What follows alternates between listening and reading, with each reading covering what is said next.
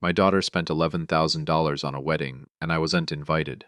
3 days after her big day, she called me and said the beach house I built with my own two hands now belonged to her. She said, "You owe me this, Dad." I didn't argue. I didn't yell. I hung up the phone and I called an orphanage instead. My name is Gary Whitfield. I'm 61 years old. I run a small construction company outside Fort Myers, Florida, and up until last spring, I thought I knew exactly who my daughter was. I was wrong. This is the story of how I found out the truth and what I did about it. I built Whitfield Construction from nothing back in 1994, working out of a rusted-out pickup truck with a toolbox in the bed and a phone number written on a magnetic sign I stuck to the door. My wife Diane believed in me back when nobody else did, not even my own father, who told me I'd never make a living pouring concrete and framing houses for other people's dreams. Diane and I had one daughter, Madison, born in 1996, and from the day she came home from the hospital, she was the reason I got up at 5 in the morning, even when my knees ached and my back felt like it belonged to a man twice my age. We didn't have much in those early years.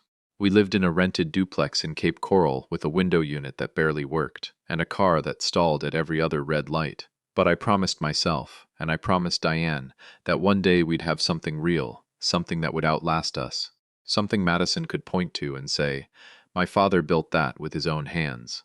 In 2008, after 14 years of pouring foundations for other families' vacation homes, I bought a small rundown lot on Vanderbilt Beach in Naples for a price that would sound like a joke today. I built that beach house myself, board by board, on weekends and holidays, with my own crew, using materials I bought at cost because the suppliers knew me by name. Madison grew up spending every summer there. I taught her to ride a bike in that driveway. I taught her to swim in that water. When Diane passed away from cancer in 2021, that house was the one place Madison and I could still sit together without saying a word and feel like nothing had actually been lost. I thought that house meant the same thing to her that it meant to me. I was about to learn how wrong a father can be about his own child. Madison met Derek Wallace at a real estate conference in Tampa in the spring of 2023. He came from money, the kind of family that owned 3 car dealerships and a stake in a golf resort near Naples, the kind of family that talked about net worth over dinner the way other families talked about the weather. At first, I liked Derek fine. He shook my hand firm, looked me in the eye, asked good questions about the construction business, but somewhere around the 6-month mark, I started noticing a change in Madison. She stopped calling just to talk. She started asking questions that sounded rehearsed. Questions about the beach house's value, about whether it was in a trust, about what would happen to it when I died. At first, I brushed it off as normal curiosity. Every kid wonders about inheritance eventually. But then she started bringing Derek's parents into conversations they had no business being part of. His mother, a woman named Patricia Wallace, once asked me at a family dinner, in front of everyone, whether I'd considered gifting the beach house to Madison early for tax purposes. I remember laughing it off, thinking it was an odd thing to say at a dinner table, but Madison didn't laugh. She just watched me, waiting to see how I'd answer. I told Patricia the house wasn't going anywhere, that it would be part of my will someday, the way any responsible parent plans things, but that today wasn't the day for that conversation. The room got quiet after that. Madison barely spoke to me the rest of the night. Looking back now, I understand that dinner wasn't a casual conversation at all. It was a test, and somewhere in that silence I had failed it without even knowing the rules. By the fall of 2024, Madison and Derek were engaged, and the wedding planning started in full swing. I offered to help pay for the ceremony, the way any father would, and Madison thanked me politely but said the Wallace family was handling most of it. That should have told me something right there, but I let it go, because I didn't want to make a big deal out of money when my daughter was getting married. Over the next several months, I noticed Madison calling less and less. When she did call, the conversations felt short, almost businesslike, like she was checking a box rather than talking to her father. I asked about wedding details a few times, venue, guest list, dates, and she always gave vague answers, saying things were still being finalized, or that Derek's mother was handling the logistics. I didn't think much of it at the time. I told myself she was busy, stressed, focused on her new life. What I didn't understand yet was that somewhere in those months, a decision had already been made about me, and it wasn't a decision I was going to like. My sister Carol, who lived 2 towns over and still kept in touch with some of Diane's old friends, mentioned to me in October that she'd heard through a mutual acquaintance that the wedding date had been set for December 14th at a private estate near Naples that Derek's family owned. December 14th. I remember checking my calendar right there in my kitchen, waiting for an invitation that never came, telling myself there was still time, that maybe things were just running behind schedule the way weddings always did. I wanted to believe it so badly that I ignored every sign telling me otherwise, the same way I had ignored Patricia's comment at that dinner table months before. By the middle of November, I still hadn't received an invitation, a save the date, or even a phone call confirming the wedding was happening at all. I finally called Madison directly and asked her straight out when the wedding was and what I needed to know. She paused on the phone, longer than felt normal, and then told me the wedding was going to be small, immediate family and close friends only, and that Derek's parents wanted to keep the guest list under 50 people because of the venue's capacity. I asked her plainly, "Am I invited?" She said, "Of course, Dad. I'll send you the details soon," but something in her voice didn't match her words. It was the same flat, careful tone she'd used the night Patricia Wallace asked about the beach house. December 14th came and went. I found out about my own daughter's wedding through a photo posted online by one of Derek's cousins, a picture of Madison in a white dress standing under a floral arch at a private estate I'd never even heard of before that October conversation with Carol. I sat at my kitchen table with my phone in my hand, staring at that photo for a long time. I want to be honest about what I felt in that moment, because a lot of people expect anger, and I understand why, but what I actually felt was something quieter and heavier, something closer to grief.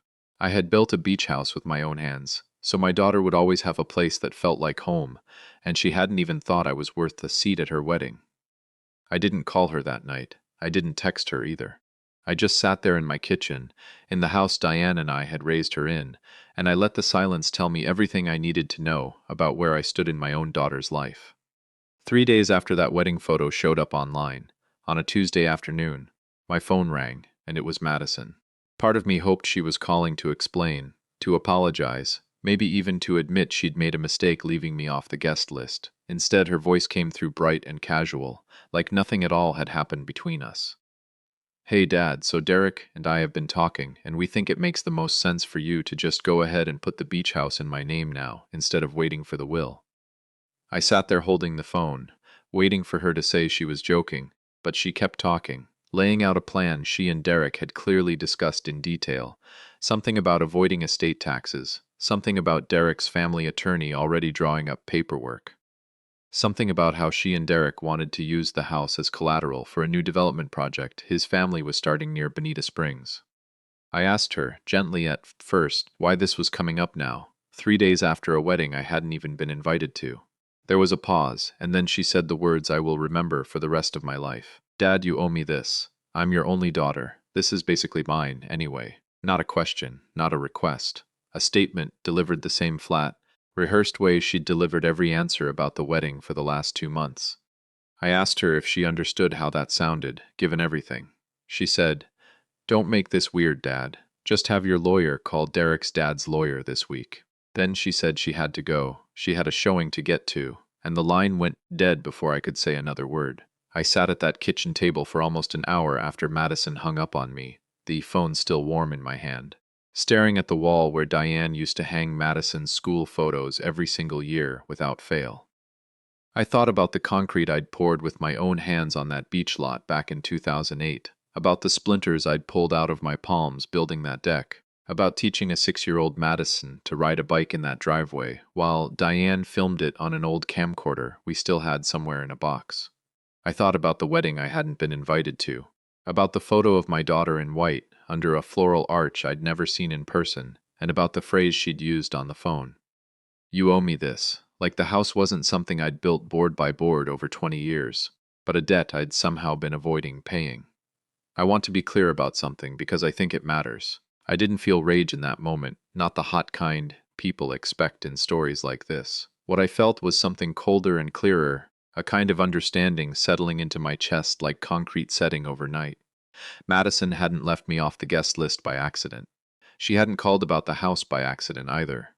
Somewhere along the way, with Derek and his family whispering in her ear about taxes and collateral and handling things. My daughter had decided I was a resource to be managed rather than a father to be honored. And once I understood that clearly, sitting there at that kitchen table in the quiet house Diane and I had built our whole life in, I realized I didn't need to argue with her. I didn't need to explain myself or defend 20 years of sacrifice to someone who had already made up her mind. I just needed to decide what kind of man I was going to be for whatever came next. The next morning, I called my attorney, a man named Robert Ashford, who had handled my business contracts for almost 15 years, and who also happened to be one of the few people who knew the full history of that beach house, down to the receipts I still kept in a filing cabinet in my garage. I told Robert everything. The dinner with Patricia Wallace, the wedding I wasn't invited to, the phone call demanding the deed be transferred within the week. Robert listened without interrupting, the way good lawyers do, and when I finished, he asked me one simple question. Gary, what do you actually want to happen to that house? I sat with that question longer than I expected to. I thought about Madison as a little girl running down that beach with sand stuck to her knees. And I thought about the woman on the phone yesterday who had told me I owed her something I had spent 20 years building with my own hands. Then I told Robert about something I hadn't thought about in years, a place called Harbor House, a children's group home in Fort Myers where I'd spent 18 months myself back when I was 9 years old. After my mother passed and my father couldn't keep things together, Harbor House was the reason I had a bed to sleep in and food on the table during the worst stretch of my childhood. Long before Diane, long before Whitfield Construction, long before any of it. I donated to them quietly every year since I could afford to. Never told Madison much about it because it wasn't something I did for credit. Robert was quiet for a moment, and then he said, I think I know where you're going with this, and legally we can move fast if that's what you want. I told him yes, that's exactly what I wanted. Robert Ashford didn't waste any time. Within 2 days, he had drawn up the paperwork to transfer full ownership of the Vanderbilt Beach House, free and clear, directly to Harbor House Children's Foundation, structured as an outright charitable gift rather than something that could sit in a will and be argued over later. He explained the process to me carefully, the way he always did, walking me through the deed transfer, the appraisal that would lock in the current value at $2.6 million, and the paperwork that would make the gift immediate and irrevocable once it was recorded with the county. I remember asking him one question before I signed anything. Once this is done, is there any way to undo it if someone comes asking? Robert looked at me over his glasses and said, Gary, that's the whole point of doing it this way. Once it's recorded, it's not yours to give away twice. I sat in his office on a Thursday afternoon, signed my name on 4 different documents, and felt something I hadn't expected to feel. Not sadness, not even satisfaction exactly, but a kind of steadiness. Like putting down something heavy I'd been carrying, without realizing how heavy it had gotten. I asked Robert to keep everything quiet for now. No public announcement. Nothing that would tip Madison off before the paperwork was fully recorded with Lee County. He agreed, and he also arranged a call for me later that same week with the director of Harbor House, a woman named Susan Marchetti, who had taken over the program about 10 years after I'd aged out of it myself. I hadn't spoken to anyone from Harbor House directly in years, only ever mailing checks with a short note attached, and I wasn't sure what I was going to say to her when the call came. I just knew I needed to make it. Susan Marchetti answered the phone with a warmth that caught me off guard, like she already knew exactly who I was before I even introduced myself fully. Turns out she did. Harbor House kept records going back decades, and my name was still in a file somewhere from 1971, a 9-year-old boy who'd come through their doors with almost nothing. I told her about the beach house, about the $2.6 million property on Vanderbilt Beach that was about to become fully hers, to use however Harbor House needed. Whether that meant selling it and funding programs for the next 20 years, or turning it into a retreat for kids in the system who'd never seen the ocean up close. Susan went quiet on the phone for a long moment, and when she spoke again, her voice had changed. She told me Harbor House was currently operating out of a building that hadn't been updated since the 90s, that they turned away kids some months because they didn't have the beds or the staff to take more in, and that a gift like this wasn't just generous. It was going to change how many children they could actually help every single year. I told her the truth, plain and simple, that Harbor House had given a scared 9-year-old boy somewhere to sleep when nobody else stepped up, and that it felt right, after everything that had happened in my own family the last few months, to make sure that same kind of help could reach more kids who needed it. I didn't tell her the full story about Madison and the phone call and the wedding. That wasn't the point of the call. The point was simple. A place had once given me something without asking what I owed them in return, and I wanted to give something back the same way, without conditions, without strings, and without anyone telling me I owed it to them first. The paperwork recorded with Lee County on a Tuesday morning, 3 weeks after Madison's phone call demanding the house. Robert called to confirm it was done, official filed, and no longer reversible by anyone, including me. I remember standing in my garage when he called, looking at those old receipts I still kept in the filing cabinet from 2008, the lumber invoices, the permit paperwork. 20 years of a life's work now legally belonging to a children's home in Fort Myers instead of the daughter I'd built it for. I didn't feel guilty. I want to be honest about that, because guilt would have meant I'd done something wrong, and I hadn't. What I felt was closer to relief, the kind that comes after finally putting down a weight you've been carrying so long you forgot it was heavy at all. Madison hadn't called again since our conversation 3 weeks earlier, which told me she and Derek were probably still waiting on their attorney to hear back from mine, assuming things were simply moving slowly the way legal paperwork sometimes does. I hadn't told her anything yet. Robert had advised me to let the transfer fully record before saying a word to anyone, in case Madison or Derek's family tried to file some kind of emergency legal challenge before the ink was dry. Now that it was done, now that Harbor House Children's Foundation legally owned a $2.6 million beach house on Vanderbilt Beach with my signature on the deed, and nobody else's, I sat in my garage for a long time, thinking about how strange it was that the same 4 walls I'd built with my own hands for my daughter's future were about to become the reason some other father's child might have a bed to sleep in tonight. Then I picked up my phone and called Madison. Madison answered on the third ring, her voice bright again, the same casual tone from 3 weeks earlier, like she assumed I was calling to tell her the paperwork with Derek's family attorney was moving forward. "Hey Dad, finally, did your lawyer call Derek's dad's guy yet?" I told her, plainly, and without any anger in my voice, that I had spoken with my attorney and that the beach house had in fact been transferred, fully and legally, 3 weeks ago. I heard her exhale on the other end of the line, and for just a second, I could hear the relief in her voice before I finished the sentence. "It's not in your name, Madison. I donated it to Harbor House Children's Foundation in Fort Myers. It's done. It's recorded with the county. There's nothing left to transfer." The silence on the other end of that phone call lasted longer than any silence I'd ever heard from my daughter in 29 years of knowing her. When she finally spoke, her voice had dropped every trace of the casual, businesslike tone she'd used for months. "You did what? Dad, that house is worth $2.6 million. You gave it away? To an orphanage?" I told her yes, calmly, and I told her why. About Harbor House, and 1971, and a scared 9-year-old boy who'd needed somewhere to sleep once, a story I realized I'd never actually told her in 29 years of being her father. She wasn't listening to any of it. She kept talking over me, her voice climbing, asking how I could do this to her, to Derek, to their plans, without even discussing it with her first. I let her finish. Then I said the only thing I had left to say. "Madison, you told me I owed you that house 3 weeks ago. I've spent 20 years thinking about what I owe people. I finally figured out who I actually owed something to, and it wasn't you." The days after that phone call were quiet in a way my house hadn't been quiet in years. Madison called 4 more times that week, and I let 3 of them go to voicemail before finally picking up on the 4th, mostly because I didn't want her to think I was hiding from the conversation. She'd changed her approach by then, no longer angry, at least not on the surface, but pleading instead, telling me Derek's family was furious, that the development project near Bonita Springs had been counting on that property as collateral, that she and Derek were now scrambling to explain to his parents why the deal had fallen through. I listened to all of it, and I asked her one honest question. "Madison, in the last 3 weeks, has anyone in that conversation asked how I'm doing? Asked why I wasn't at your wedding? Or has every single call just been about the house?" She didn't answer that question, not directly, and the silence told me more than words could have.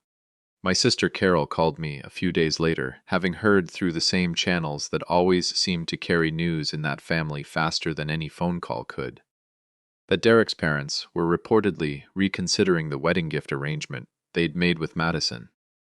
Something about a trust fund tied to family real estate holdings that had apparently been contingent on the Wallace family's expectation that Madison would be bringing outside property into the marriage. I hadn't known anything about that arrangement until Carol mentioned it, and it explained a lot about the urgency in that first phone call demanding the deed. It wasn't just Madison who'd wanted that house. It had been part of a bigger financial picture I'd never been told about, one where my daughter's marriage and my beach house had apparently been connected in ways I never agreed to and was never even asked about. 3 weeks after the transfer became public knowledge in the family, Patricia Wallace called me directly for the first time since that dinner table conversation about tax purposes.